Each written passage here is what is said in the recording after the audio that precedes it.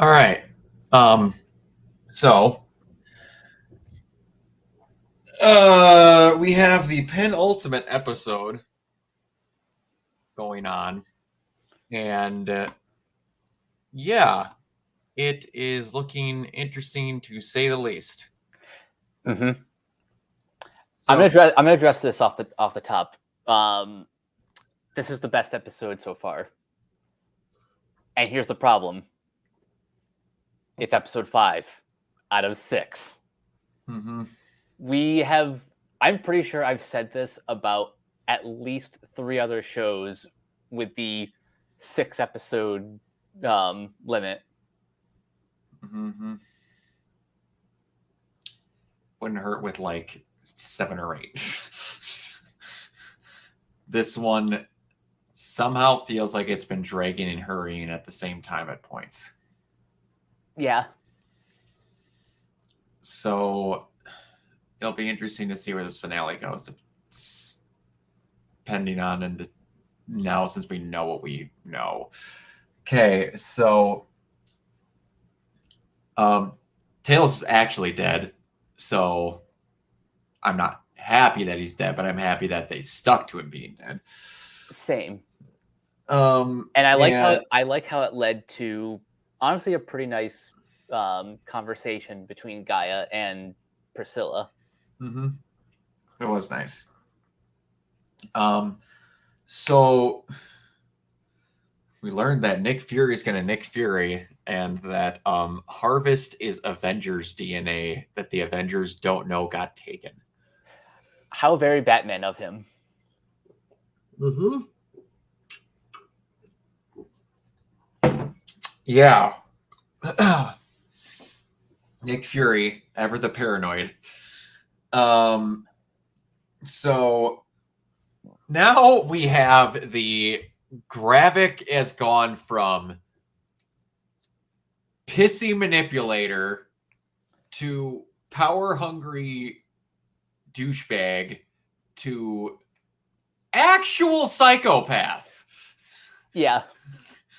You know how in like Disney villain songs, like the villain starts out very calm and like very sophisticated, but by the end of the number, they've just gone crazy. Yeah, here's the thing. I like this show. I do not think Gravik's that great of a villain. I like the actor, but yeah, he's good, but the character is not great. It's weird that in this show, normally in these shows, it's a lot carried by its villain because you want to get this guy taken down. Like, I want to see stuff from everybody else but Gravik when I'm watching this, which is not really a good thing because he's, I don't want to say stereotypical, but he is starting out to be very stereotypical. You failed. I kill you. Why should we follow you? Because I'm powerful. But you're not succeeding either. Yeah, but I can kill you easier than you can kill me. So still listen to me. And then, oh, I still want World War III. Haha, you didn't win. Blow up New Scrollos. I'll lose everyone, but I'll find others, though. His like, plan, to quote Iron Man, not a great plan. Not a great plan. This is where I'm just like, okay, that ticked it into stereotypical, I'll get my war anyway type of deal. Like, the whole thing that this leads directly into the Marvels is a good thing, because man, do I like, again, not on the actor. And this is like, they're showing that this is more about Nick Fury than it is about Gravik, because man, Gravik is not great. I wonder specifically what they mean about this being like the Marvels being a sequel. Is Gravik going to be the villain in the Marvels? I don't know. Or Carol's going to be contacted about something that causes them to be in their situation. Could be. We'll see. especially since he had to go out of his way to mention Carol Danvers by name Yep. in this Which episode. is the second time since the pilot that he mentioned Danvers. Yeah, but okay, so the Maria Hill footage is leaked. Skrull Rhodey now knows that for somehow took till now to realize that freaking Nick knew he was a Skrull. Somehow, during that whole altercation they had over the bourbon, they didn't suss that out.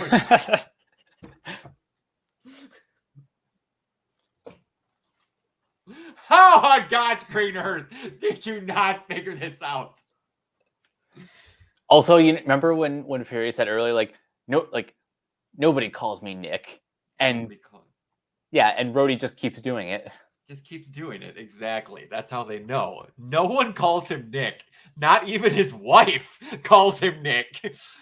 And like he said the few things to the president, so you'll see if the president was cognizant enough to remember that. And because like even though he's kind of like looked at what Rhodey said, he hasn't confirmed anything. So we'll see with that. We also have dissension in the ranks where a big group of Skrulls just tried to point blank murder Gravik. Yep, complete with the plastic bag and just everyone taking their shots. Yeah, that's where it's just like, okay, this is the part where I'm like, oh no, the leader's falling behind this and that, and I'm going to win at all costs. I'm hoping they pull it around in this episode because I'm okay with every time I see Nick on screen. But the plot requires Gravik to be awesome in this next episode. Mm-hmm. So I'm hoping here. Because, well, we'll go over some other things before I get to Gravik needs to be interesting. Otherwise, a lot can happen if Gravik somewhat wins. So Olivia Colman has had the most fun. I honestly wish somehow we just would have had Skrulls and then Nick had to deal with Olivia Colman. Oh God, because every second she's on screen, it's fantastic. I'm almost disappointed that she's not a villain, because, you know, for a government official, she is like delightfully psychotic. Yes. He's just like, yeah, Skrulls are everywhere. What are you doing? Just showing us true colors. Now, we don't exactly have a protocol against killing Skrulls, but if you don't tell me what I'm going to tell you what option I'm leaning towards.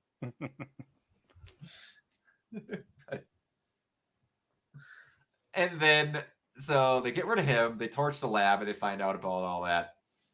We also notice that it's almost made obvious, almost that I think that everyone in the Secret Service around the president is Skrulls. Because it certainly feels that way. Because either that or they forget the golden rule of one things that irritate me in fucking movies. One of them I've already told Mike about is, well, two things. One is when they don't understand when imagination is imagination. Perfect example. In Arrow, there is a scene where an imaginary old hacker version of Felicity is hovering over Felicity Smoke, and then the fake version of Felicity grabs the very real book out of Felicity's hands and throws it across the room so that she pays attention to her. Two, when people that are evil should be having conversations about how they're going to kill or dismantle the heroes, but they don't have the conversation because the fucking audience is watching.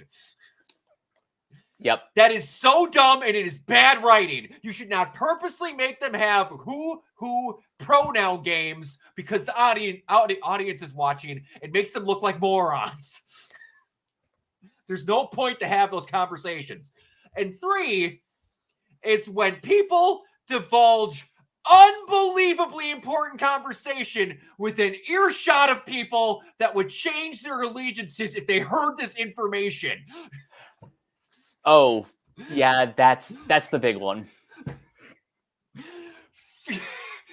like, Rhodey's point blank talking to him as if he's a Skrull, like, oh, don't worry, Gravik will see you later in front of the Secret Service.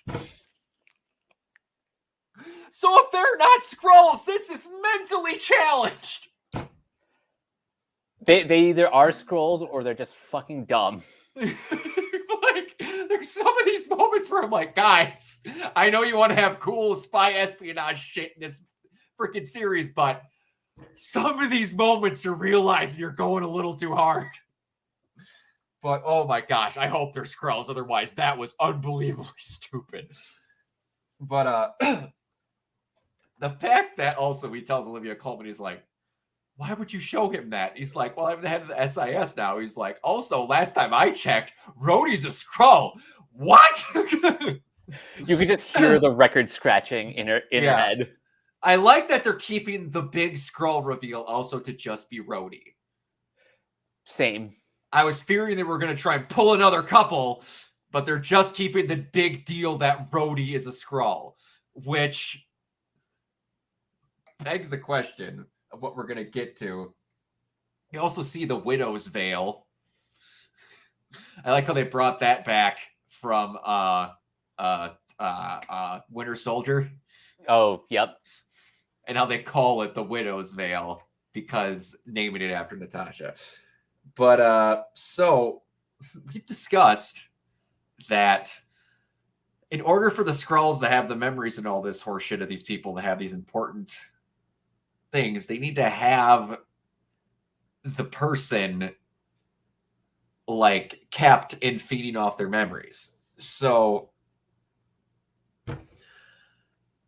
they can't get Harvest, but they were clever enough to get Rhodey.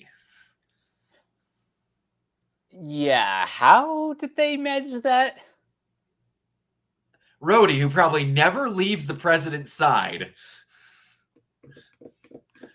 This is looking worse than Rose for Rhodey's competency skills. Unfortunately. So, but yeah, so they also, like, now the world knows about Skrulls. They're making it look like the Russians and the Skrulls are working together.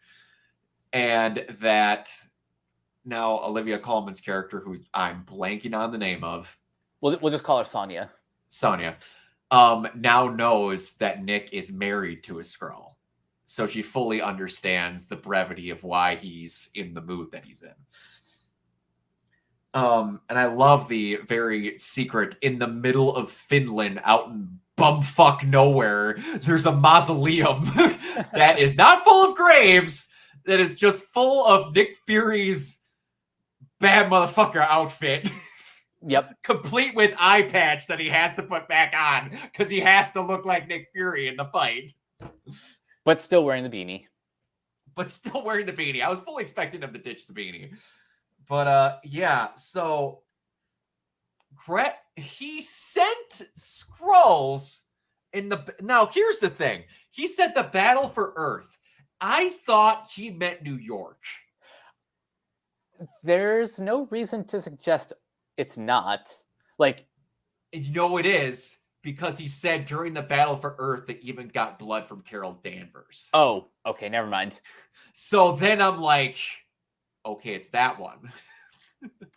Yeah, because the battle for New York is the battle for New York. I know, but I've never heard them refer to Endgame as the battle for Earth. I don't think they've really given the battle a name. No, I heard them. We dealt with Thanos is how they freaking. That's all it was the snap or the blip. That they've just like that whole era of stuff was just that. I've never heard them call it the battle for Earth. And so he had Skrulls go in and collect DNA of all these people without them knowing. But Nick is also like, and also they finally asked the question that I was like, okay, why on God's green earth is Nick not calling Carol? He's mentioned her twice by name, but we're not going to call her. Or anyone else that he knows would pick up. because there's a couple that can fly and a couple that can get a hold of them pretty easy to do this. Hawkeye's not exactly busy. And he's got a trainee that he could have had fun time adventures with. There's people to contact because he's got connections enough with ex-SHIELD agents to show that he could get wherever he wants. I like that they went, no, we need to learn to not depend on them at all times. That was nice. And I imagine some people are going to take that as like the MCU admitting to itself that the superhero craze is over, which pump the brakes on that. Which, no, that was people that aren't Carol Danvers can defend Earth is how I took that comment. Yeah. Meaning that not superheroes can be defenders. People like Nick Fury can do good. Contrary to popular belief, people, there's comic books about people that don't have superpowers. It's going to shock you. There's a big one. His name's Batman. Yep. He may still be called a superhero, but he's just a rich dude with gadgets and a lot of free time. But the weird part is I need to know what Harvest is, because at the same time you're talking about how we don't need superheroes. You're collecting their DNA. Yeah. The question is why? What are we doing, Nick? What's the plan here? So, and then we essentially get another scene where he's like, we get another cliffhanger, and it's essentially Nick getting everything ready to go. I'm going to go take this to him. Do we have that confirmed it's Harvest? No, but it's green. So, I don't know. We'll see. He's supposed to give him that, or he's going to blow up Skrullos. I can't see a situation to where Nick openly gives the DNA of the Avengers to him, or he like.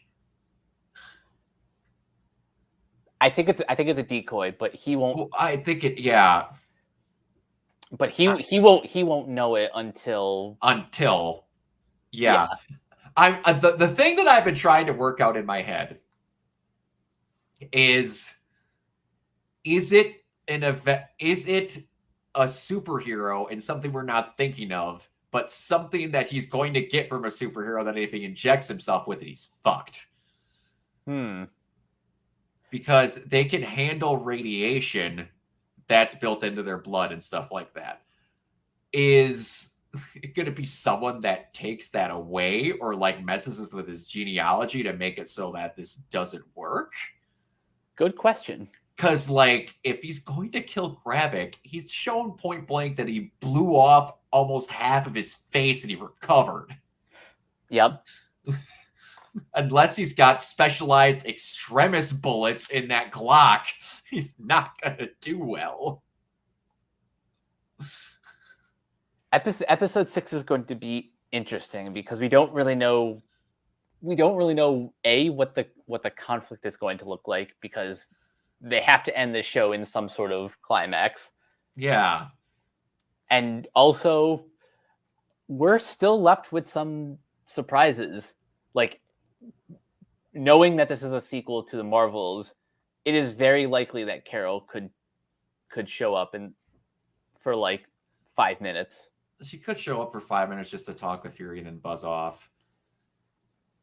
Like, okay, so the setups we have here, Rhodey is with the president. President still not fully said if he believes everything that he said or not, because they wouldn't go out of their way to have Nick say those things unless they were going to leave the tease that possibly hurt him.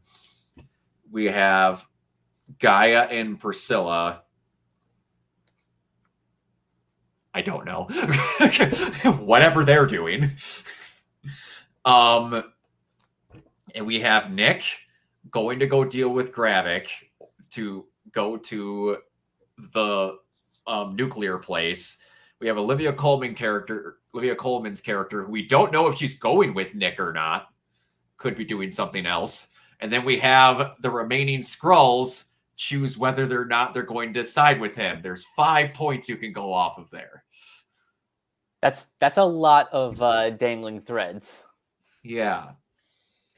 And I honestly don't know how this is going to end. I would be very okay if Graphic dies. You could have a much better Skrull take over. I hate to say that because the actor's doing fine, but the role he was given in that writing of this character is not great. It's my biggest negative of the entire show is Graphic. Which again, kind of is a problem because you need a good villain to rise. But remember what I said the name of Super Skrull was in the comics?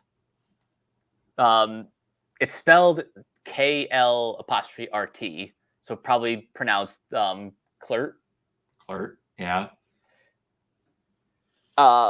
Maybe he rises up after Graphic is defeated. Maybe they make a better Super Skrull. That could be nice. I wouldn't be against that. We'll see. And then just see how the Skrulls are going to deal with it because again, you still have Secret Wars are going to happen. What's going to happen with Nick after this? What is left for Nick after this? The world's going to know that Skrulls exist, so moving forward, you've always got that. We'll have to see. A lot of stuff can happen. Yeah, but I'm excited to not really know what's going on. Yeah, I'm excited to not know what's going on. What I'm not excited is to try and not be on Twitter for an entire week. Yeah, good luck with that. Give or take, I'm going to be on a houseboat in Tennessee, so I might just turn my phone off. So we'll see. But yeah, it'll be interesting to see how they handle this and actually seeing Nick get some good moments. Yeah, we'll have to see how the hell they do with this because I really don't know what they're going to do. But all right. Anyways, Mike, where can everybody find you? You guys can find me on Twitter at Captain K42. You can check out my quick thoughts on letterboxd.com/CoachK42. And you can follow Renegade Pop Culture on Facebook and Twitter at Ren Pop Culture. You can also find us on YouTube, on Podchaser, subscribe to our Patreon at patreon.com/Renegade Pop Culture. Listen to all of our podcasts on Spotify, Apple Podcasts, wherever you listen. And last but not least, everything can be found at renegadepopculture.com. You can escape, so do we. Absolutely. And you can find me everywhere at Organoid Zero, mainly on Twitch and YouTube. If any of you are fans of the Marvel Spider-Man, I will be giving away a digital deluxe edition of Marvel Spider-Man 2 when it comes out on October 20th. I will be streaming it at midnight when it drops. All you need to be doing is watching and be subscribed. When you subscribe, it gives you one ticket and to be entered into an automatic raffle that'll start. And I'll just click a button. And at some point, probably 2 hours into the stream, I'll pick the winner. Need to be there watching. $5 in order to win something that's worth $80. I think that's a pretty good deal. All right, everybody. Until next time, we will see you all later. Bye. Peace.